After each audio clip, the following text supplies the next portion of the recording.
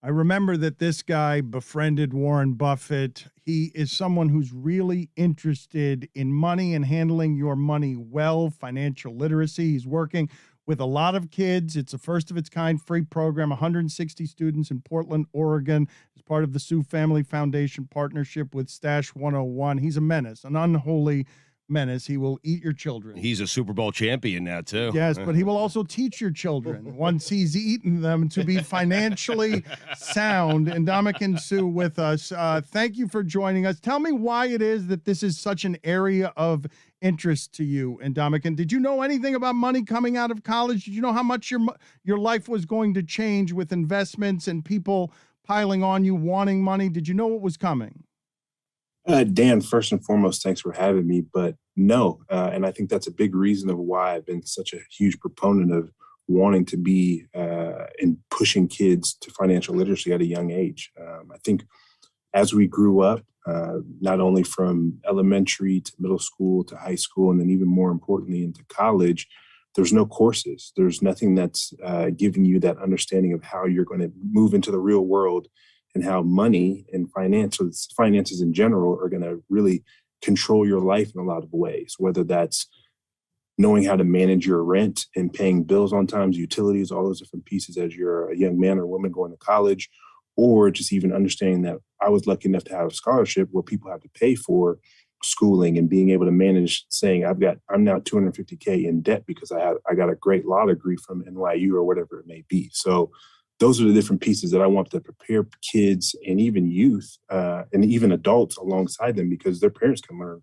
right alongside them. I'm sure they didn't have those lessons growing up. What can you tell us about what it was like for you leaving college, the mistakes you made or the things that you didn't know that you wish you had known?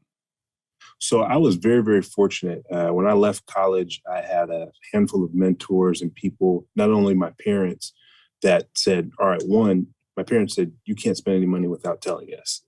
That soon became finding people that were around me from a standpoint of I had the Gary Schiffmans of the world, and as you mentioned, the Warren Buffetts of the world that taught me some different pieces of how to understand what finances are. And really that was allowing me to not make those mistakes and not be going into a hole and putting myself in debt and understanding how do I purchase a car, whether I'm in a lease or I'm going to purchase it. So those different pieces and having those nuances and people to help me were very, very key to my success and where I'm at right now, I believe. How did it happen with Warren Buffett, and how much of a schoolboy do you, at the beginning, were you around him? Because like, I can't believe I have access to this kind of information. Yeah, definitely blown away. I was early into leaving college. It was really my last year at the school. We both went to University of Nebraska, obviously, but met him my senior year during our senior game, and then asked to meet him later on in that spring, and was fortunate enough to be connected by Coach Osborne, and really just had a conversation with him for 2-3 hours and really hit it off, and have been friends ever since. We talk pretty much on a quarterly basis when he has time in between our schedules, as he's very busy and I'm in the middle of the season right now. So it's exciting being able to have that. But let alone, as I mentioned, I've had other great mentors. And I think there's guys that I even had at the University of Nebraska, like the Joe Moglias, who actually are coaches and huge finance people, where he was at TD Ameritrade, the chairman of that. So being able to tug on folks like that and learn from them was exciting. Do you have a more interesting friend in your life anywhere than Warren Buffett? Interesting. I think all my friends are very, very interesting. I would say all of my mentors and friends all play a huge part in my family and really just who I am as a person. So the great thing is that we all push each other. And it's weird because a lot of my friends and family are much older than me, usually about 10 or 15 years. And yeah, I have childhood friends I'm still close with and whatnot. But for whatever reason, that's just the way I've been. I've always had that kind of old soul, to say the least. Do you wander around the locker room warning people of the financial perils of football? I mean, it seems I got to be honest with you, Ndamukong. I'm surprised that you've only been in the league for 11 years. It feels like you've been in the league across 2 decades. Like we've known him forever. Just in the middle, just bothering everybody, requiring double teams, and then chasing down wide receivers somehow at your size. None of it makes any sense to me. But do you wander around the locker room warning the young guys, hey, don't be an idiot about this? Well, I appreciate the commentary, and I love making noise on the football field. But when it comes to the locker room, I'm very, very actually cautious of what advice I give. I always tell guys to go and research and do kind of their own homework to understand their own particular pieces. And really, it's more or less questions coming to me, like what are my thoughts around this? What are my thoughts around these different pieces? Just because they've seen me out in the business world and being on TV and speaking to different things. And so it was weird, actually, even with Stash 101, one of my teammates, Ryan Jensen, happened to know one of the founders of the company that they actually acquired called PayGrade a while ago, and he hit me with a random text. It's like, "Hey, what are you doing with these guys?" And I was like, "Oh, it's something that we're doing from a financial literacy standpoint." So it was cool. Stuff like that is usually how it goes. What's life look like for you when you're done playing football? Ideally, I'm huge into real estate. I started a development company a handful of years ago with a close friend of mine and business partner, a guy named Joel Anderson, who has one of the largest construction companies on the Pacific Northwest. So real estate's going to be a big part of that, of my life.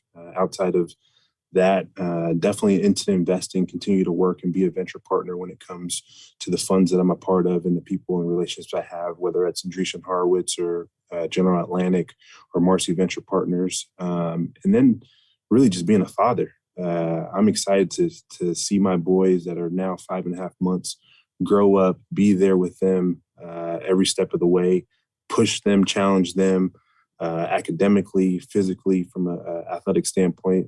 My wife wants them to both be basketball players, so we'll see how that goes. But it's going to be interesting. She doesn't want them to be football players, Nope, correct? nope. She does not want them playing football. It was funny. This weekend we were all at home. We were watching football. I'm holding one of them. My mom was actually there, and she was holding the other.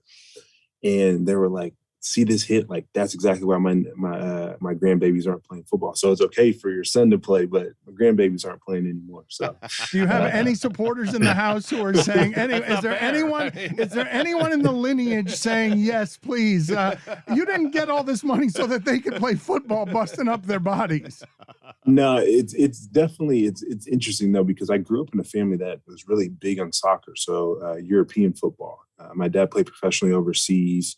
My sister played for my dad's country, and my mom was big into actually cricket and track. So, no, I'm the first of the generations to actually get into American football. So it's definitely turning the tide, but it's really whatever they want to get into and what they're interested in is what they'll be allowed to do. Physically, who's the most impressive family member throughout the line? Is it your great-grandfather?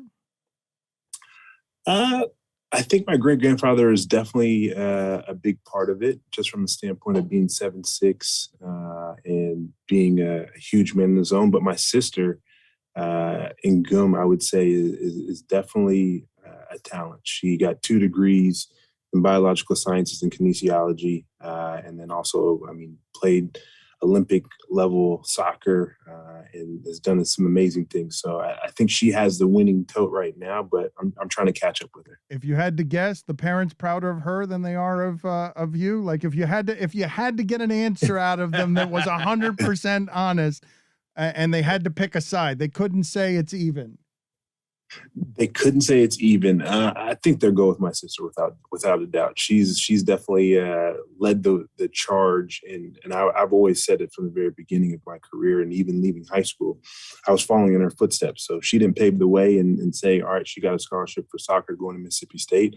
I wouldn't even know what a scholarship was or even focusing on something of that nature. So she definitely has paved the way for the family when it comes to that. If we spoke to you 4 years from today, who would be more likely to still be playing football, you or Tom Brady? Ooh. It's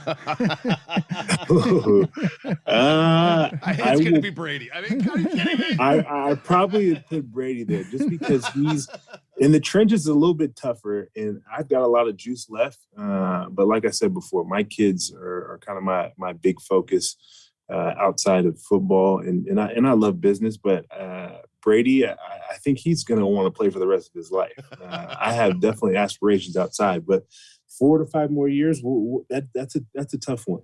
Can you give us a Brady story? Give us one from the Ndamukong Suh file that would exhibit something that we don't know, or just a little bit about how much swagger he has, or whatever deal it is that he's made with the devil that allows him to play throughout eternity without aging.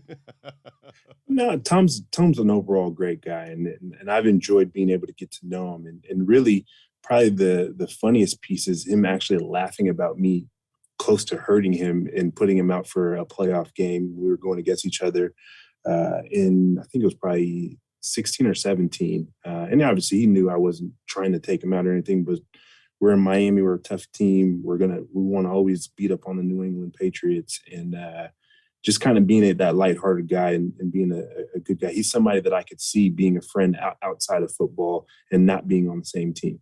Do you have a year that is more fun than all the others? Was last year the most fun year of your career? Or is there another that you might choose where you were just enjoying yourself? Because this whole thing's a grind in Ndamukong, and I don't know how much fun it can be without the winning, because I can't imagine what your body feels like a decade in doing what you do for a living. My body feels great, to be honest with you. I've got a great performance team that takes great care of me. So I'm very blessed and lucky in that space. But truthfully, last year in 2014, I'm very, very hard pressed between those two seasons of what's been the most enjoyable. 2014, we broke a bunch of records on the defense side of the ball, went to the playoffs, and even that group. We have text message, our group text still this day that it's blowing up all the time. It was actually going off this morning. So, and then I'm really close with the guys here in Tampa, and obviously winning a championship is something special in a group of guys you'd never forget. So I'm hard pressed between those 2 years. When you mention performance team, I imagine you have an economy around your body because you're a smart investor. And so when you say my performance team, what is that? How sprawling is that? My performance team starts with my performance director, a guy named Keith. And then I have a guy, Charlie, who's my physical therapist. And then I have a naturopath that I work with, and a chiropractor. They all see me. They have got their specific days. And then fortunately enough, we've got a great organization here at Tampa. And I work with some of our staff here for more acute things that are happening in between practices. But I've definitely got a great team that is taking care of me from top to bottom and allowed me to play my 12th season right now. You've stayed remarkably healthy. Like, that's part of it, right? You're basically repairing your body at all times. You're busting it down, you're breaking it down, and then you go immediately right back to repair. No question. And that's exactly how it happens from a standpoint of whether you're an Olympic athlete or you're a triathlon or just somebody who's an everyday athlete that wants to run a marathon. You break your body down, you build it back up, and you're finding ways to continue to increase and get better each and every single day. So what's the thing? Because I associate you simply with strength. Okay, so what's the thing in the weight room that Ndamukong Suh can do if he were actually trying to impress somebody with feats of strength? Feats of strength. I mean, truthfully, if I pride myself being able to move kettlebells in some unique ways, and kettlebells from a standpoint of using 40 kgs and things of that nature, that where I'm doing kettlebell swings or I'm doing single arm presses and different things of that nature. And I think probably one of the most difficult things that I do in the off season are rear foot elevated split squats. So look that one up and do a couple bouts of those, like a 3x10 for 3 series, and you should have some fun the next day. You're absurdly flexible for a man your size. Those are tricky, though. I gotta be honest. You're absurdly flexible for a man your size, correct? Yeah, I would definitely say so. A man that you've gone up against, has this happened in your career where the strength has surprised you, where you're like, oh, wait, this dude, okay, this dude. No one's stronger than him. Okay, Dan. but I want to hear some names from him on just somebody who got your attention with, like, okay, maybe I'm not quite as strong as this guy, or maybe he's even in strength to me. Yeah, Leonard Davis for sure. Cowboys. He was a mammoth in his own that I've gone against.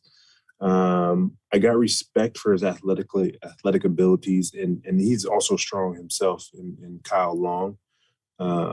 But the funny thing is, I'm usually always got two guys on me at the minimum. So I most of the time don't get to have those one-on-one situations. But yeah, I would say those two guys that I've got some good respect for. Is there a guy on the defensive side of the ball that you watch and you're like, okay, perhaps that guy can also throw an offensive lineman with one arm at the quarterback in order to get a sack? That guy might be as strong as I am.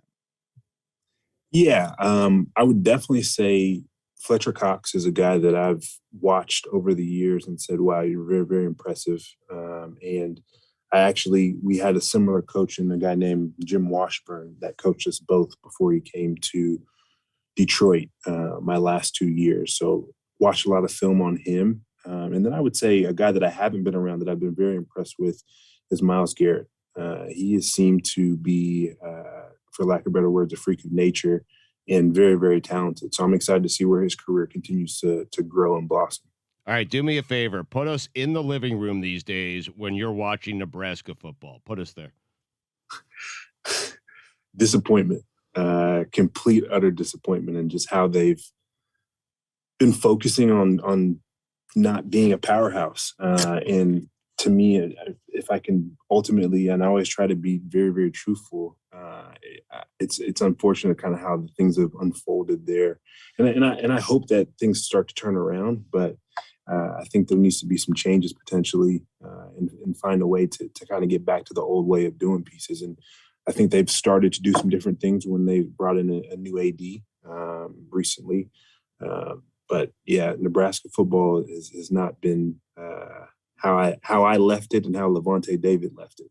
As someone who cares about the art of the position, can you explain to us what you see when you're watching Aaron Donald? Aaron Donald is a great athlete. And one thing he does is keeps people's hands off of him. It's one thing that I was always impressed with him, playing with him for a year. Obviously, he's got great footwork, and that's hand in hand with your hand and eye coordination. But he's got brute strength as well, and built-in leverage, being a little bit of a shorter type of D tackle. So he's got a great method to math, and he works hard. There's something that I've always respected about him. He's a guy that's a tireless worker and always put in work and make sure he's not just using his God-given talent. Do you run into many offensive linemen who are talkers? There's some for sure, and I think it's more of trying to distract versus actually meaning their words that they're saying. That's what I've started to see that a little bit more. And then even like the guys that I've played against, like I know, and I'm not looking ahead because we got a big game this weekend against Atlanta, but LA, like my old teammates, they've always like try and talk to me and like I'm dead faced to them. Like I'm a whole different person when it gets on the football field, as you know, and we're not friends. We can talk and be friends after the game and high five, but on the football field, you are wearing an opposite color. So you're hissing with rage on Sundays? Like this is not everyone's the enemy and you would bayonet everybody. Unless you're lining up next to me or behind me, we are not friends.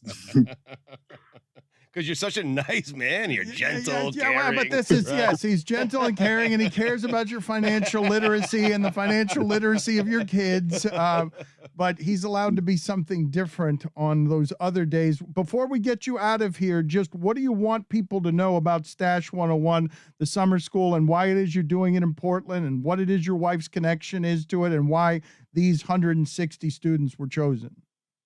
Yeah, Stash 101 and that partnership it's been a great one, and one that we're going to continue to grow and move. And my wife took a great lead alongside a close friend of ours, Brendan Scarlett, who plays for the Dolphins, and his foundation, Big Yard, and allowed us to, one, take care of our backyard in Portland and really focus in on financial literacy for the youth.